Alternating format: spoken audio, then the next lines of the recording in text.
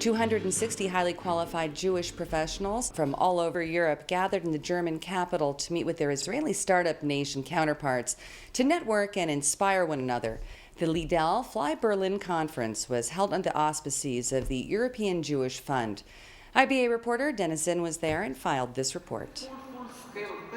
The Startup Nation meets Europe. That was the theme of the two-day Liddell Fly Berlin Conference, which brought a group of outstanding Israeli young professionals and their Jewish European counterparts to mingle in the German capital. 260 participants attended the event, including several who've already made a name for themselves internationally. One was Jeff Pulver, a pioneering internet entrepreneur who is considered the person responsible for the development of audio and video streaming, including internet telephone calls. We have to challenge the status quo of how people approach problem solving, and I believe at the end of the day it's all about people, and we just have to look at things differently, but once we can do that, people become unstoppable. So it's believe in you. Mega entrepreneur Mick Davis, who arrived from London, is former CEO of Xstrata, one of the largest mining companies in the world. Davis says that the runaway success of Israeli high-tech and creativity is well known in his circles. The sacrifice of the average Israeli young person to society is enormous, and yet that society has gone forward and far exceeded the potential that anybody ordinarily would have applied to it. And I think it's because of the inherent capacity and capability of the people there. The Liddell Conference made it clear that Startup Nation does not only mean innovations in technology. We have a lot of social innovations, educational innovations. I myself, I was one of the founders of the Beit Midrash for Zionist Thought. Another unique participant was Israeli musician Ivri Leader of TYP, the Young Professionals band. Leader said that he is thrilled to know that the business world has come to realize that artists are innovators too. It's the same thing, you know, it's being creative. It's so we write a song, they create a way for people to socialize or whatever. But at the end of the day, it was as much the Jewish and Israeli aspect of the high-tech conference that motivated the organizers. I just want to get to people that are not affiliated in this world. I want to get to people that if they hear Jewish, so maybe they wouldn't come. But if they hear innovation and they see these startupists and wonderful speakers, so they want to come. And by that, they discover their connection to Judaism, to the Jewish world, to Israel. An increasing number of anti-Semitic and anti-Israel websites are appearing on the internet, causing concern for Jewish communities across the world.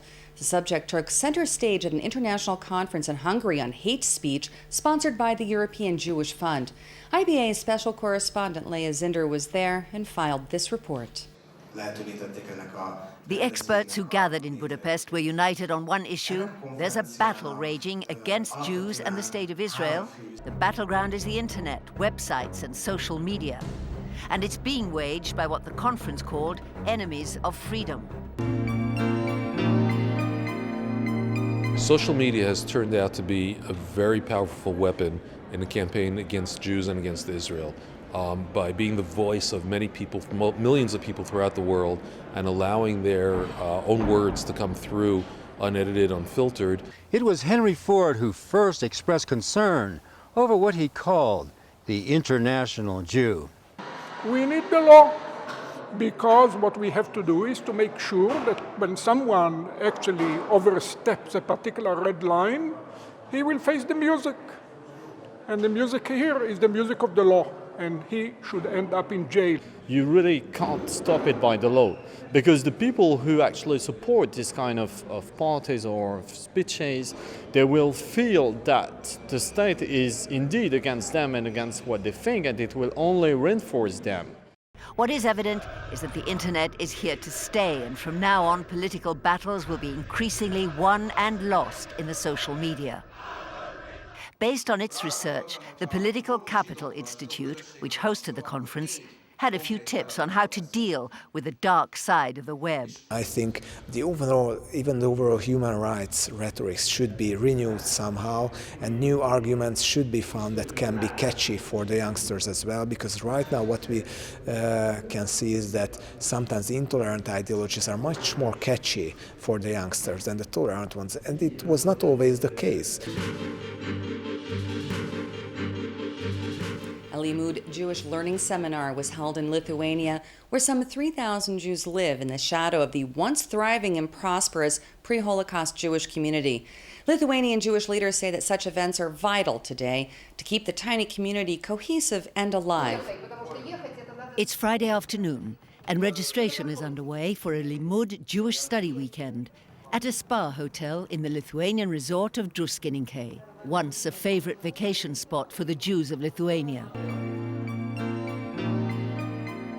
Close to 300 people have gathered here for the mini Limud weekend, sponsored by the European Jewish Fund.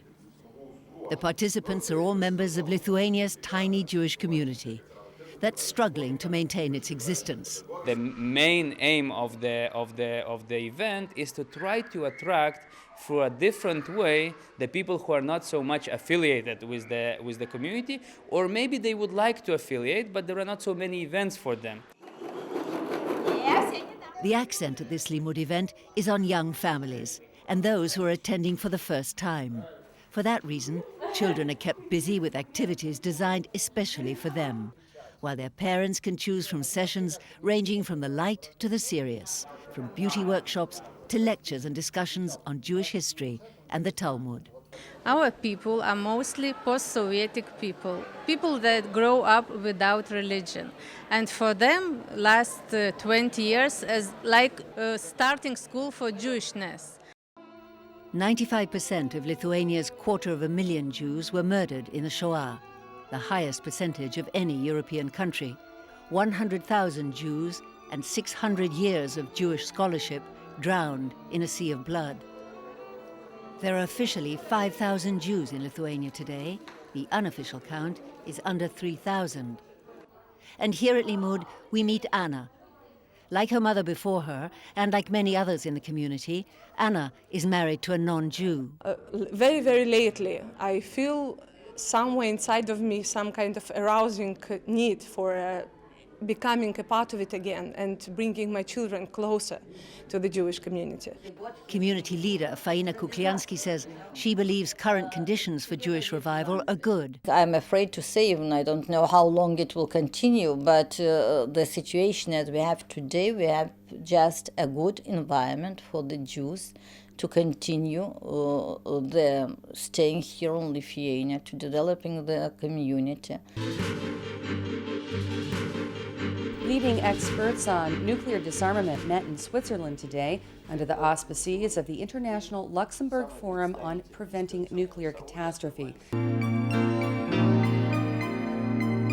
If we have the international common recognition, what is the red line, and when this red line is crossed, and it becomes like a law or like unbreakable rule, in this case, it will be very easy for United Nations to support the measurements which are described in the Article 42. Members of the largest non-governmental organization advocating nuclear non-proliferation held their biannual meeting in Warsaw, where they discussed ways to facilitate the process of arms limitation and reduction.